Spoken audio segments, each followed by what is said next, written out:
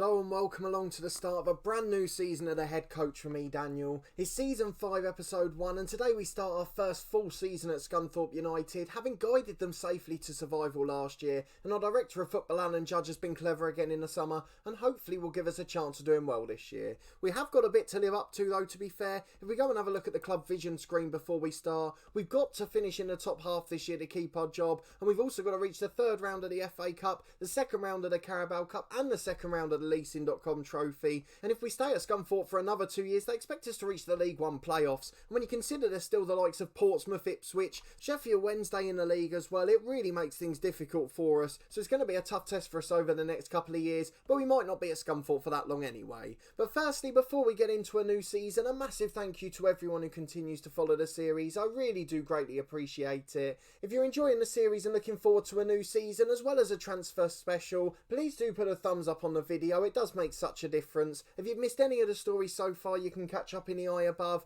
and subscribe to the channel for daily FM20 content from my 2 long-term stories. We got a January transfer special in our other series with Dawson as well. That's coming up tomorrow at 4:30. That one's a revolution that we're taking place at the end of January this time, but both series reaching a really crucial point. We've had some big changes off the pitch this summer. Alan Judge working on replacing a number of staff, adding to our team, which he's doing all the time. We'll try and look at that as we go through as well. We'll also play our first game of the season against promoted Forest Green in League One as well. So plenty to look forward to in this episode. But let's start with transfers, and we've got some big news to go through first. 2 players staying on loan from last season. They were just extended before, so they never went back to their parent clubs. And one that we've since got back again. You can see our parent club, Norwich, they did well for us before. And it looks like we're going to be relying on them a bit again this year. But let's go and look at the summer transfer window in full. We've got one player potentially coming in. It's the one position we're still a bit short at the moment. And it's a recognisable name as well. Matheson, a highly rated youngster at Rochdale in real life. He's only about 16 there, but he's 20 years of age now. Out of contract at Rochdale, Alan Judge is trying to sign him. 120 grand in compensation, about 2.5 grand a week in wages, and he would just complete the jigsaw for us, and it's probably the last move that would then make me confident of a top half finish. There's a couple of other clubs in for him, so we can't get excited yet. Big ones like Portsmouth and Coventry too, so we've got to be a little bit cautiously optimistic on that one, but it's good to see that Judge is going for those sort of players. Greg Abbott, another scout that he's looking to bring in, good ability and potential judgment, so I'd be all for that one as well. He really does seem to be doing good business for us, so let's go and look at the ones he's done this summer. We start with released players, and a few familiar names there, a lot of them just youngsters. Adam Hamill's retired, we knew that one was coming, a terrible director of football himself, so he's not going to be recruited by Alan Judge, but we wish him well for the future. He didn't play much for us, but the one appearance he did make, he was okay. And then next is Jarrell Sellers, the man who joined in January. We've no idea why he was pre-agreed. It was one that was done before we even joined the club. He didn't make an appearance. He ended up going on loan to Fylde at the end of the year. Did well at National League level, in fairness to him. He's now gone to Wrexham, who are in the National League. He's starting the season there as an important player, and he's still managing to earn nearly 2 grand a week, so we wish him the best in his endeavours there. The third one is Jamie Mcdonough, a player who was a backup for us, made a couple of cup appearances. Anywhere down the right wing he can play, but he wasn't good enough for this level, so he's not managed to find a club yet. He's wanted by Bristol Rovers, so that could be a good move for him. Probably a decent League 2 player, but nowhere near good enough for our League 1 side. And then finally, he was never involved in the first team here, but we have to mention Tom Pugh, a player we had on loan at Kettering in our first season, a real star for us at that club. Our director of football there rated him really highly, but unfortunately at Football League level he's just not good enough. He's not even wanted now he's been released. An under-21 international for Wales a couple of times, but I think it's going to be a long old career for him here. So they're the release players. Let's move on to the full transfers for the summer. A few going out and just the 4 coming in so far, but a couple of loans that have been extended as well, so we've got to go and have a look at those. Some really interesting moments for us to look at. But firstly, let's start with the ones going out. All of them youngsters going on loan so far. None of them really worth a mention bar the top 3. The rest of them will never make it at first team level. We've got Joey Dawson, who's gone to Chorley. 1.5 star ability, about 4 star potential. Not the best personality in the world though, so we're going to see if he can develop there. Having played at Southport last year, he did a pretty good job on loan there, to be fair. And then Arthur Brown is a left midfielder. He's gone to Bradford Park Avenue, again in the Vanarama regional leagues. A left winger, a right footer though, likes to cut inside. It suits our tactic. He's just not good enough yet, but again he's got 4 star potential, so if he can develop and get a good season under his belt, he's potentially got the attributes to make it here. And then finally is Harry Baker, a right back who's gone to Solihull. 2 star ability, 4 star potential, decent young player, but most of that's physical attributes. suits. He's not great mentally or technically, and that does worry me moving forward. He's had a good season at Darlington last year, played a few games for Scunthorpe before we joined in the first team, and now he's gone to play National League football with Solihull Moors. But the rest are all youngsters who will never feature for this team, so let's go and sharply move on to the four ins. One big money one slight money one, and a couple of loanees from our parent club. It's the perfect little summer really, and a couple of others that have stayed with us for another year. Just gives us a pretty well-rounded squad. The only thing we're missing is that right back, and I'm really hoping Matheson will be the answer, but either way the director of football's got a month to resolve that, so I'm sure Alan Judge will be able to do something. We've got quite a lot of money remaining in that budget as well. 33 grand a week on the wage budget, 197 grand in the transfer budget, so there's no concerns about him getting someone in. He's been really proactive for us so far. So Jamie Lindsay was the first summer signing, a big one to solve the problem in central midfield. We had the young player on loan from Forest I think last year. I can't remember what his name was, but he got injured in January and went back. Then we had Bobby Carolyn, who didn't really set the world alight, but when his loan finished we found a permanent replacement. Alan Judge popped up really early in the window with this one. Jamie Lindsay for 205 grand from Rotherham, on 3.5 grand a week, a regular starter, 3-star ability, 3-star potential. At 28 he's a box-to-box midfielder, got loads of experience at this level for Rotherham, played 90 games, nearly all at League 1 level, played for Scunthorpe on loan a couple of years back as well actually. I didn't realise that when he first joined the club, so that's going to be good, not as much time to integrate. He's played for Ross County and for Morton and Dumbarton, came through the Celtic youth team up in Scotland, so a really good player all rounded, really hard worker, good natural fitness, suits 2 games a week, not many injuries. I've got high hopes for him this season. Next is another central midfielder, but a bit more of a defensive minded one. 53 grand for Taylor Maloney from Wigan. He's going to be our backup holding midfielder this year behind Tom Neal, who has stayed on loan, and he can also play in central midfield naturally too. Not the best physically, but he's okay across the board apart from that. Really good long shot rating, which could be useful for us. We all know about the match engine in this year's game. 1,400 a week as a fringe player, still got 3-star potential to increase slightly, and likes to shoot from distance, which could get us a few goals, and got good vision for a holding midfielder. Prefers to be a ball player rather than a tackler. Not the best stamina, which is my only real concern, so I'm hoping we won't get any long injuries to Tom Neal, as that could be a bit of an Achilles heel for us this year. But he has played for Wigan last season, albeit some off the bench, but 13 appearances at League 1 level, played in League 2 for Aldershot and done well, got experience down the leagues for the likes of Concord and Newport too, and he also made 1 appearance at Charlton where he came through, and again that was at League 1 level, which we're playing now. So 2 good permanent signings. I'm delighted to have them at the club, and he's bolstered the squad with 2 loan signings from our parent club Norwich too. Stefan Schoberg, I think that is, apologies if I've pronounced it wrong. 2.5-star ability, 4.5 potential, young central midfielder on loan from Norwich, 6 under-21 caps for the Welsh team. He's a decent player mentally, physically he's very good, technically he's got no ability whatsoever. He's more there as the Mazzala or box-to-box player, just likes to run all day and work hard, but off the bench could be a good option for us moving forward, although he's not likely to be first choice anytime soon. We're only contributing 500 quid of his wages though, so there's no harm in him being here, and the same goes for Tyree Wilson, I think that is. 3 under-21 caps for Belgium, a 3-star striker with 4.5 potential, can play as an inside forward off the left, can cover as a winger on the right. He's electric quick, he's got good stamina and strength, decent finisher as well. He's competing to be first choice if I'm honest. 2 appearances for Norwich's first team. He's just behind Longman to start the season, but he is going to be a big option off the bench, and he can play as a pressing or an advanced forward, and will suit our tactic down to the ground. I really do envisage him becoming first choice, particularly if Longman doesn't develop and start the season on fire, so a really good alternative for us to have there. And we've still of course got Olamola as well, another good striker who can play up there, so 3 really good options on the youngster Flanagan, gives us plenty of choice for our front striker position. I'm really pleased with those 4 signings though, and we've got a couple staying on loan to bolster the squad too. So one of those we've already mentioned in Tom Neal, 3.5-star ability, 5-star potential, a good anchor man in a holding role, really made a difference to our season last year when we switched to the front one and him in the anchor man. It made such a difference, it helped us get that run to survival, and at 19 years of age from Derby, only 800 quid a week we're contributing. He's going to be an absolute superstar this year. The most important thing is just trying to keep him fit though. Then the second one is Tyree Wilson. Again, injuries hampered the end of his season, but he's such a good young player. 3-star ability, 4.5 potential. We couldn't keep Stephen Walker, but this is almost as good. Only just over £1 van der Week contributed from Derby again, and he's going to come on leaps and bounds this year, I'm sure. We've still got our 4 homegrown youngsters in the squad, and we did lose one at 15 years of age in the summer. We just got a note to say our player had been poached from Sheffield United, poached I meant to say there, and he's going to be going on to the Premier League now, and hopefully he'll develop there and get us some sell-on fees, but we won't know how good he is for at least a year or two. So as you can see, the only problem really is right back, where we've still got Tyree Moore hanging in there, but Jamie Lindsay will make a debut today. Omatoye will be on the bench, as will Sjoberg. Good signings across the board, if we're being honest. Taylor Maloney will be among the substitutes too, so it's looking like a good season moving forward for us. We've got a big injury to our backup keeper, which is a concern, but Rory Watson's still here and doing well, and most of the players have now signed extended deals, so we've got a few of them tied down for at least 2 years as well. So the 2 new signings, Jaden Brown from January, Jamie Lindsay from the summer,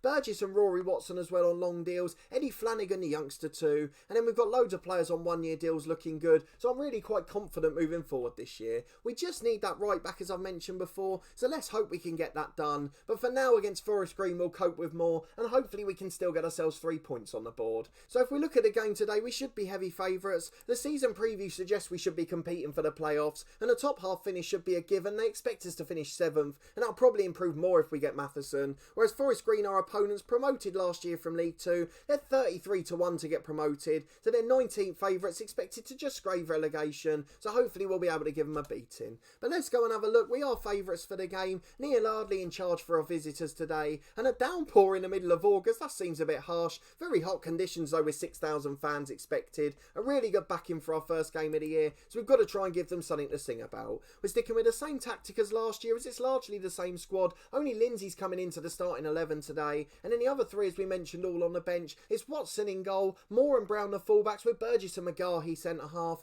Neal in the anchor man role, Lindsay joining Bishop as the box-to-box midfielder, and then Wilson and Coldclough back on the wings, with Ryan Longman starting the season up front. He's under pressure with Omatoye on the bench. Olamola's a very good player still as well, but let's get into the first game of the season and see if we can get ourselves the 3 points. Well, 4-4-2 for our visitors today. Plenty of recognisable names, actually. George Williams on the left wing. Marcus Matheson, the current Peterborough player, on the right. Linked with a championship move in real life as I'm recording this. Rawson, Shepherd and James in the back 4. All really strong players. I guess the one thing that I haven't showed you that you normally ask for pre-season is just to look at the dynamic screen. Everything looking good or very good. We're all in a very good position there. So as we get into the first game of the season, I'm hoping that'll have a positive impact. So let's go and talk to the boys, see if we can encourage them into a good result. Still a very experienced first 11 despite the young bench, and I'm hoping that will pay dividends today. We're going to go to a slightly more attacking formation, or mentality I should say, as we bring up to balanced. Just try and get on the front foot early on, but let's get into the first half and see how we do. Well, not even 3 minutes in, we've got our first highlight. It's a long goal kick from Forest Green, but it only finds Wilson on the right. Back to fitness. He was on fire until he got injured last year, so I'm hoping he'll continue in the same vein this season. As McGarhy plays it out to Neal, we're still playing good shorter passing football, and eventually it's switched out to the left. Ryan Coldclough with a chance to deliver.